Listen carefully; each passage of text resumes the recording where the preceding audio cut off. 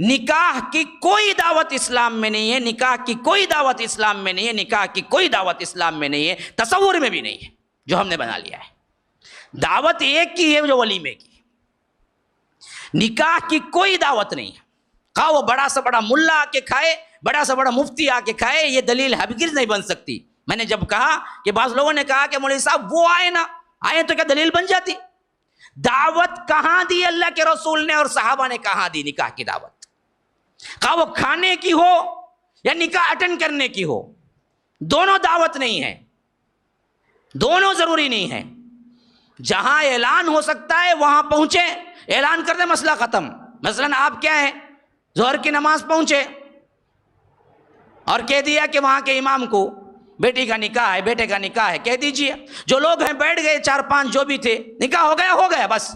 خصوصی رخا، خصوصی دعوت، ذرا لیٹ دیے تو انہیں مروش لیتا، انہیں لیٹ دیے تو انہیں نہیں آتا، ماموں کو نہیں دیے تو انہیں نہیں آتا، اسے ذرا لیٹ دیے تو انہیں نہیں آتا۔ یہ سب چیزیں جو بنا لی معاشرے میں، اس کا کوئی تصور نہیں ہے۔ اسی حضرت علی کے واقعے کو میں کنٹینیو کرتا ہوں۔ جب مہر دے دیا گیا، معاملہ ختم ہو گیا، اللہ کے رسول صلی اللہ علیہ وسلم نے جب حضرت علی آئے کہا بیٹھ جاؤ، نماز کے بعد کہا بیٹھ جاؤ، میری بیٹی کا نکاح کرنا ہے، بس وہیں بٹھا دے۔ کسی کو معلوم نہیں تھا۔ اب یہ نماز جو پڑھنے جا رہے ہیں، اس نماز کے بعد حضرت فاطمہ کا نکاح کسی کو نہیں معلوم تھا۔ نماز ہوئی، کہا بیٹھ جاؤ، بیٹھ گئے، کہا کہ ان الحمدللہ، اللہ کی حمد کی، اور کہا کہ علی نے مجھ سے مانگا اور میں نے اپنی بیٹی کا نکاح کر دیا، مسئلہ ختم۔ اللہ کے رسول نکاح پڑھا، نہ دعوت نہ کھانا، اور رخصتی ہو گئی رات کو، بس مسئلہ ختم۔ اللہ کے رسول بولے کہ دیکھو اپنی زندگی کا آغاز شروع نہ کر دینا جب تک کہ میں نہ پہنچ جاؤں۔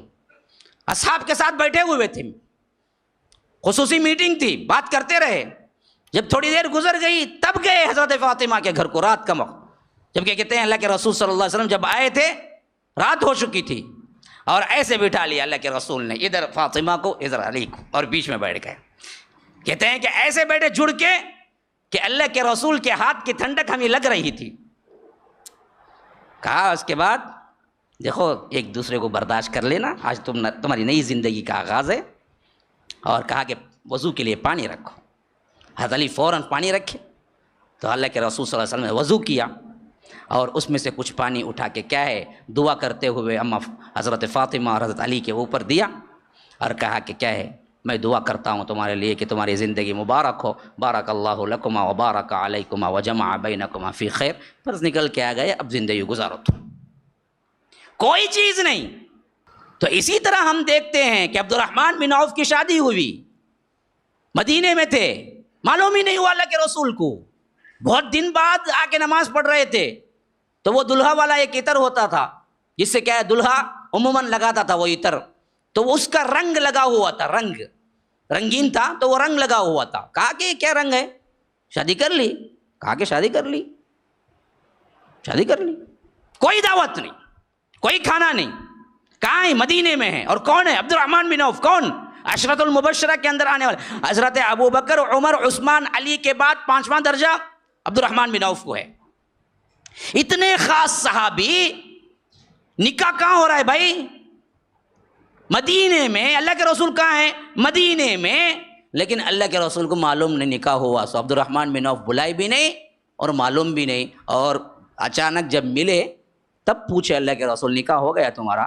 کہا کہ نکاح ہو گیا، تو ہمیں تمہیں رہتے تو کیا کر لیتے؟ انہیں رسلے کو بیٹھ جاتا تھا، اونچے تمہارے خبر کو بھی نہیں آؤں گا، تیرے جنازے کو بھی نہیں آؤں گا، بولنے کو کیا کام کرانا رہتا؟ کچھ بھی نہیں بلائے، بلانا ہے ہی نہیں نا، بلانا ہے ہی نہیں نا بھائی، شادی کر۔ اللہ کے رسول پوچھے تو کیا پوچھے؟ کیا لیے؟ کتنا جہیز، ہاں کتنے سرون کا مال ڈالے؟ پوچھے کیا دیے؟ مہر دیا؟ کہا کہ ہاں اللہ کے رسول دیا۔ کیا دیا؟ سونا دیا۔ کتنا دیا؟ ایک کھجور کے بیج کے اترا۔ اچھا چلو 10-15 گرام تو ہو گیا وہ بھی۔ تو اس سے ہی معلوم ہوتا ہے کہ حالانکہ اس وقت سب سے غریب تر عبد الرحمن بن عوف، ان کے پاس کچھ نہیں تھا، وہ مکے سے ہجرت کر کے آئے تھے. وہ بھی دراصل کیا ہے 15 گرام یا 20 گرام کا سونا دیا تقریباً. کہا کہ اچھا نکے میں کیا مٹن پلو بریانی متنجن نہیں پوچھے تو کیا پوچھے ولیمہ کیا؟ کہا کہ نہیں. کہا کہ اولم ولو بشاتن، ولیمہ کرو ایک بکری ہی کیوں نہ ہو. کیوں بولا یہ؟ اس زمانے میں سب سے زیادہ غریب تر کوئی گھر ہوتا تو بھی اس کے پاس ایک بکری تو رہتی تھی. جیسے ہمارے پاس کیا نہیں رہا گا تو بھی ایک سائیکل تو رہتی نا کم از کم، ایک واش مین کا نہیں بھی ایک سائیکل رہتی نا.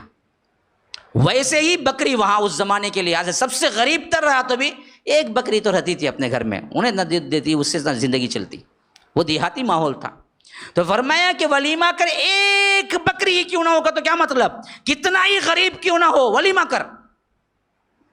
تو ولیمے کی ایک دعوت کے علاوہ کوئی دعوت نہیں، کوئی دعوت نہیں ہے اسلام میں. اللہ کے لیے یہ پیسہ اسراف نہ کرو، تبذیر میں مبتلا نہ ہو، یہ جمع کرو مسلم کمیونٹی کے اوپر خرچہ کرو، نکاح سادے کرو. یہ سب اسراف ہے، یہ فتنے ہیں.